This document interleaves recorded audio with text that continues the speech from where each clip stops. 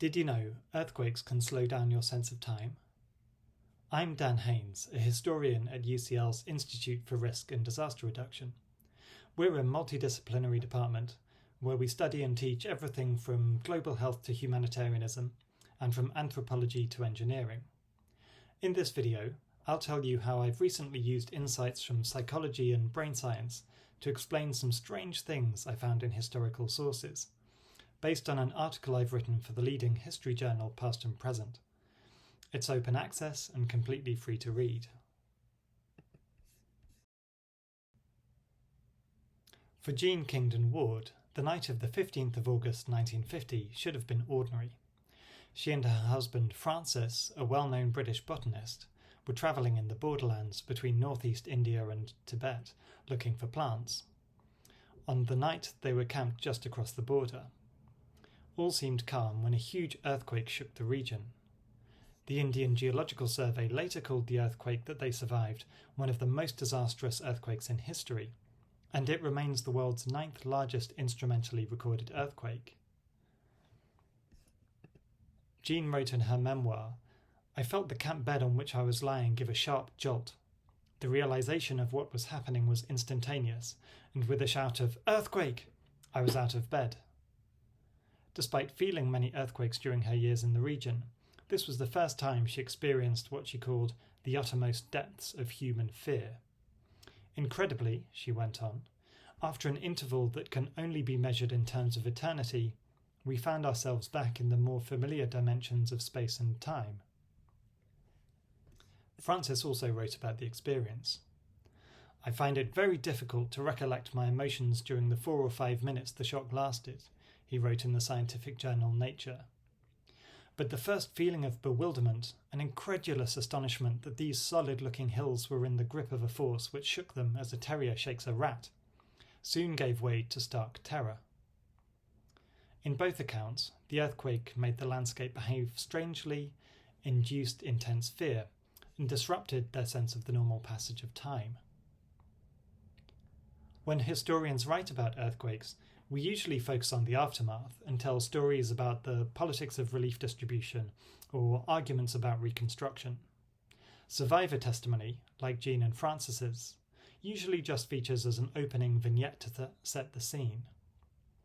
I wanted to take their experiences more seriously and find out what it means for how we understand the way that disasters impact on people's lives. The beginnings of a surprising answer come from psychology research on emotions, specifically awe. A foundational study describes awe as an emotional response to 2 triggers. The first is a sense of vastness, something much bigger than the individuals who senses it. We might colloquially call this wonder, and it could be pleasant, such as seeing a starry sky at night, or unpleasant, such as experiencing an earthquake. The problem of accommodation is the second trigger. Vastness is difficult to comprehend in one's accustomed way of thinking, and going through that mental process helps produce the sense of awe. Both the Kingdon-Wards spoke of the vastness of the earthquake in terms of the sounds, its sights, and the sense of movement that it induced. And the disorientation they felt showed how much difficulty they had in accommodating what was happening. There's more. Some research links awe to a slowed down perception of time. We already saw that the earthquake seemed to last forever to Jean. Francis, too, wrote in National Geographic that the initial shock had lasted only 4 or 5 minutes. It had seemed an eternity. In other words, their experience of time was subjective, not something simply objective that happened out there in the world, but something that happened in their mental processing and their emotions and their bodies. And the earthquake had a dramatic impact on that subjective sense of time. But the earthquake wasn't even over after those 4 or 5 minutes of the main shock. In their experience, it lasted during their long walk back down the valley to the Indian plains, which included a lengthy stop partway down. And during this period, the earthquake continued to shape their emotions and their time sense, particularly through its ongoing impacts on the land around them. For Jean, this manifested as what both Francis and a doctor who was with them called nerves, a kind of generalized diagnosis. It involved sleep loss, depression, and physical weakness, and it's something that was particularly bad for Jean when she felt the many strong aftershocks that continued throughout their time getting out of the Lohit Valley. In fact, for parts of their journey, particularly towards the beginning, Jean was so weak that she had to be carried, and there's a photo here of members of the paramilitary Assam Rifles carrying Jean across a river. For Francis, it was different. Before the earthquake, he'd had a well-established fear of heights, and the earthquake made that much worse. It destroyed parts of paths along treacherous cliffs, and it broke down bridges which had spanned high-sided gorges. Francis wrote fairly openly in his unpublished diary, which is in the Kew Gardens archive, of how frightening parts of the journey were. This image is of the present-day Lohit Valley, so not of the contemporary landscape that they saw, but it does give some idea of the elevations involved, and we can see how Francis would quite reasonably have been afraid of much of the journey.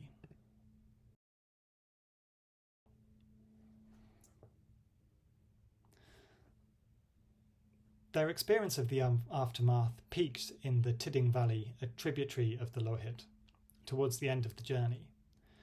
Jean wrote in her memoir that such annihilation was awful to behold. The feeling of bewilderment, of crushing loneliness and primitive fear of the unknown remained with me so long as we were in that stricken valley. But the damage that Jean described here was actually a secondary impact.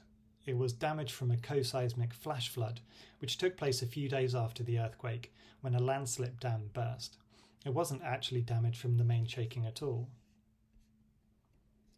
What we see then is that the temporally delayed impacts of the earthquake, the many secondary effects that the main shock had had on the topography around them, continue to shape their emotions and their experience of the journey. And there was a dramatic contrast when the pair left the Lohit Valley. In Francis's diary, there's a real change in tone after they get past Teju and get back to the Indian plains. He talks about how much better they were sleeping, he talks about how much better Jean's mood was, and he described the landscape around them in positive terms. Jean went further in an epilogue to her memoir, which described taking a flight over the Lohit Valley about 4 months after the earthquake. She reverted to a much more typical way that Britons of this period tended to write about the Himalayas. She wrote how thrilling and wonderful it was to see the power and majesty of the mountain scene. So their emotions seemed closely aligned to their sense of place, of being physically in the valley and walking through the broken landscape. It wasn't necessarily a question of the sort of free-floating trauma that historians of the First World War have identified as a central characteristic of shell shock, which came from, for many soldiers, from experiencing artillery bombardment, a sensory experience and a risk to life, which in some ways is analogous to a major earthquake.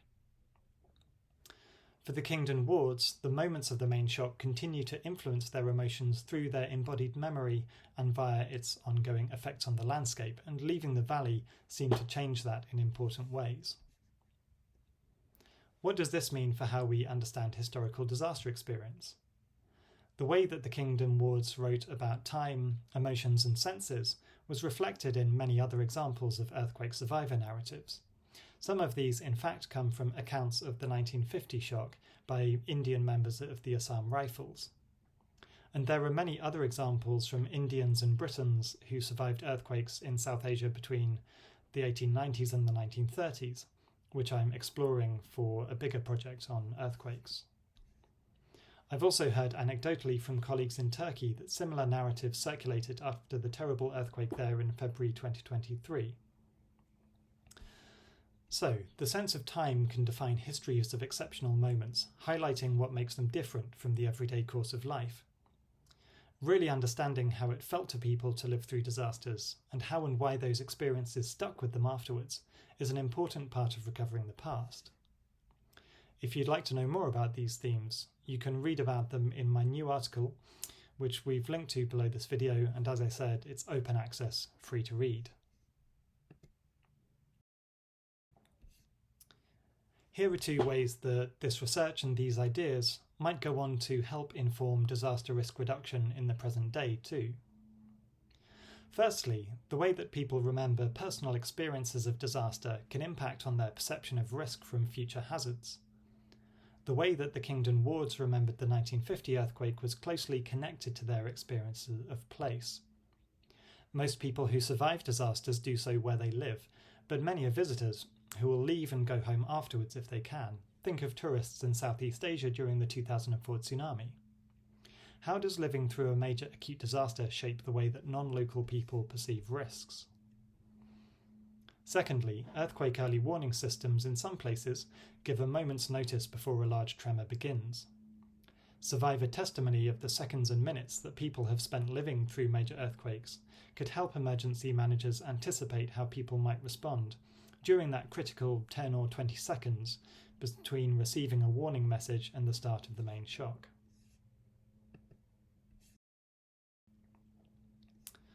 At the UCL Institute for Risk and Disaster Reduction, we research all manner of aspects of disaster risk reduction and humanitarianism. We work with governments, organisations and communities to help reduce risk. And you can find out more about our work, our research and our engagement using the links below. If you'd like to come and learn with us, we teach MSc programs in Risk, Disaster and Resilience and in Risk and Disaster Science. We also have a BSc program in Global Humanitarian Studies. Find out more, including how to apply, through the links below.